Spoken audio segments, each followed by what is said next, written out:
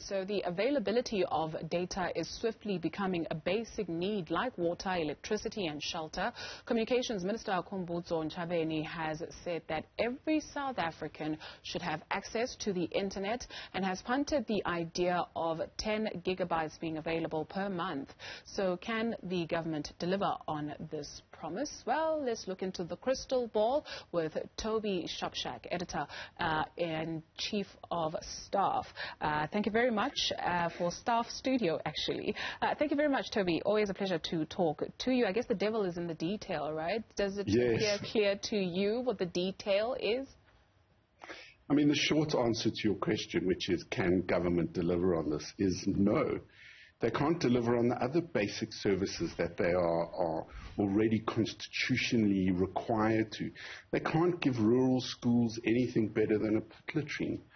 Rolling out 10 gigabytes of data to every household in the country is an enormously complex thing. You've got to have the IT systems. You've got to know where people are. You've got to know what kinds of capacities people are going to use. Who's going to provide the data? Who's going to pay for it? What happens if you want to provide lots of data to lots of people who live in townships, but there are no Wi-Fi towers? Who's going to build that? Is the government going to build that, or are they going to give it to them as cellular data? They're going to do it as cellular data. Again, who's going to pay for it? So it's an unfortunately pie-in-the-sky suggestion that is really short on detail. And without this kind of detail, there's just no way that you can possibly roll out a service like this. I mean, think about just getting water and electricity. Now, those are constitutionally enshrined rights. Those are basic human rights as considered by the United Nations. We can't even get that right. I mean, the south coast of KZN, once a tourist hotspot, can't even get water. That's the kind of situation we live in. How is this cabinet minister, who was heavily implicated in the destruction of Denel in the second part of the state capture report, the Zondo Commission's report, and there she is as cabinet minister of something important and strategic. Now we know there's a big fat juicy tender that's going to go with that 10 gigabytes per month per person. Why is this cabinet minister, who has been so implicated in wrongdoing, in an official commission of inquiry into corruption, what is she still doing as a cabinet minister, let alone in charge of any kind of budget? She has shown herself to be of questionable ethics by virtue of what's been said in the Zondo Commission. Why are we letting her roll out this seemingly crucial thing that's so important that it has to be, considered like a basic human right? And yet her last round of responsibilities was allowing the gutting and destruction of Denel. Forget about all of the other details. Why is this the person who's responsible for it? They've clearly shown a lack of ethical judgment, and it's really scary that this person will now have access to a huge budget or oversee a massive juicy tender for the rollout of this contract. It's really kind of scary. Just to note that we are petitioning for the Minister of Communications and Digital Technologies, Khumduzo Ntshavheni, to come on the show and give us the detail of how this will be rolled out. But from what I'm hearing from you, it's not impossible to do, and in this case, it's not the what, it's the who that you do not trust. Yes, it's not impossible to do at all. There are vast industries that do this every month. They're called the cell phone industry. You could get one of them to do this in a heartbeat. This is how they run their business. And believe me, their billing systems really work. Say what people have said about the city of Pretoria and the city of Johannesburg's billing systems. MTN's had a few hiccups, but they've fixed those. And I would trust them more to provide a service, but that's not a cheap service. Who's going to pay for this? I mean, we can't even afford the basic income grant. The 350 Rand a month COVID payment, the lockdown payments, I mean, that's scaring economists. How much does 10 gigs of data cost? What bulk deal could the government still get? I mean, I can't see it costing less than maybe $100 or, 100 Rand or 50 Rand each. All of a sudden, that's got to come from somewhere. You know, I mean, it would, you know, I could inject, I think it's 1.2 or 1.1, I don't know the figures off the top of my head, straight back into the economy. We have this insane VIP protection thing in the budget. You know, last year, Tita Mbweni, I stand corrected, but it was over R1 billion. It got an increase and all the other budgets got a decrease. And that's only for security purposes for VIPs. Well, you know, what's more important, 10 gigs of data or protection for VIPs? This is a very interesting thing to do. Or pit latrines, you know.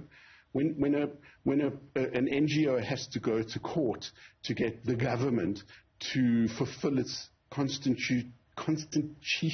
I can't get the word right, constitutionally mandated necessity of providing sanitation, when a government cabinet, a government department can't get that right, how are we going to trust them to give out 10 gigs of data to everybody? Physically, how are you going to do it? What is it going to be through the cellular network?